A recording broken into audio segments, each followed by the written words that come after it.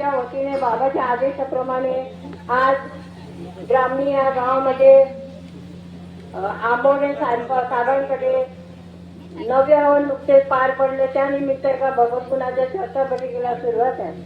ह्या चर्चा बैठकीमध्ये सृष्टीचे विधाता बुद्धीचे दाता आपले भगवान बाबा हनुमानजी उपस्थित आहे. भगवंताला माझा प्रणाम.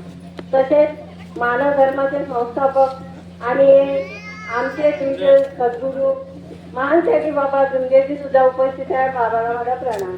तसेच बाबाच्या खांद्याला खांदा लावून सहकार्य करणाऱ्या आणि आपल्या गोरगरिबांना सेविकांना मार्गदर्शन करणाऱ्या आपल्या लाडक्या वाराणसी सुद्धा उपस्थित आहे. आईला माझा प्रणाम.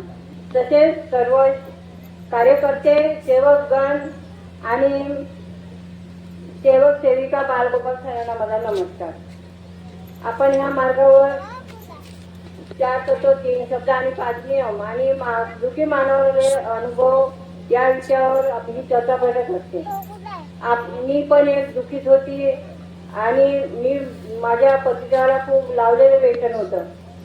खूप दिवस काढले आम्ही आणि तर त्यांचं कुठं कुठं नेलं. खूप जिथं तिथं पैसा खूप खर्च केला. काही दवाई पण देत गेलो काही, पण कुठेच थारा लागला नाही. देवी देवता सुद्धा केल्या पण कुठेच थारा लागला नाही. पण हे भगवंताची कृपा. तर 1 वर्ष मी आपल्या घरच्या देवाची पूजा नाही केली आणि मी येईन ते ह्याच मार्गात येईन म्हणून. आणि ते दारू पेत होते. पण मी पूजा कुठंच नव्हती करत. आपल्या मनातच भगवान बाबा हनुमानजीचं नाव घेऊन आपली राग वगैरे घरचे देव धुत होती आणि पूजा करत होती. पण मी हातच नाही लावला. तर भगवंताने एकच म्हणलं का माझ्या पतिदेवाचं मन वळू दे. एक दिवस खूपच दारू पेली आणि पायरीवरून पडल्यासारखे झाले. तर मला म्हणाले म्हणते कुठंतरी ने मला. मी म्हणलं कुठं नेऊ आता, तुम्ही ऐकत नाही तर मी कुठं नेऊ. मला जमजम सोडायचे नाही. 1 मध्ये या.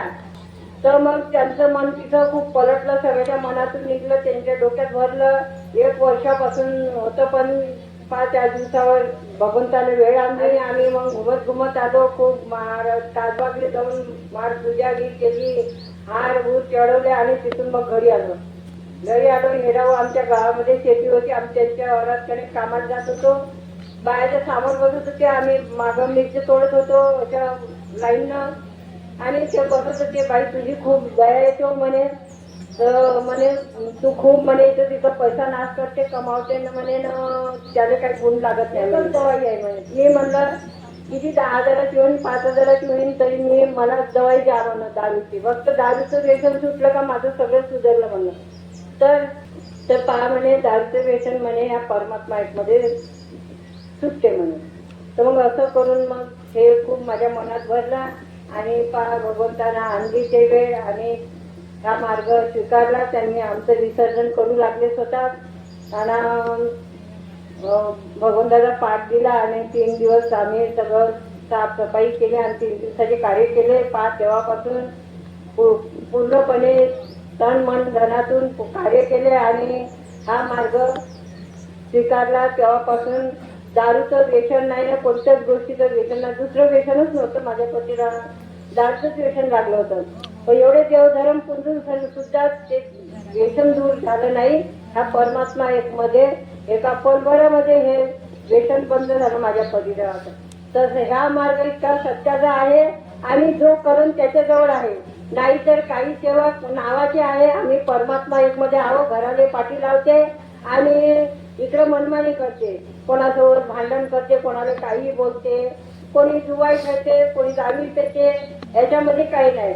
एक वेळा आपण याच्यामध्ये पाय टाकला तर माणसानं मागं हटाव नाही. परिपूर्ण भगवंताचे कार्य करावं आणि चांगलं तत्वशब्द नियमाचं पालन करावं आणि खरोखरच तत्वशब्द नियमाचं पालन केलं तर आपल्या केसामासाला सुद्धा धक्का लागत नाही. आमचं सगळ्या मुली बाळीचे लग्न झाले. माझ्या मुलाचे लग्न झालं आणि मला 2 नातनी आहे. पण सगळं सुख शांती समाधानी आहे आमच्या घरामध्ये. एवढंच बोलून मी माझे 2 शब्द संपवतो. नमस्कार.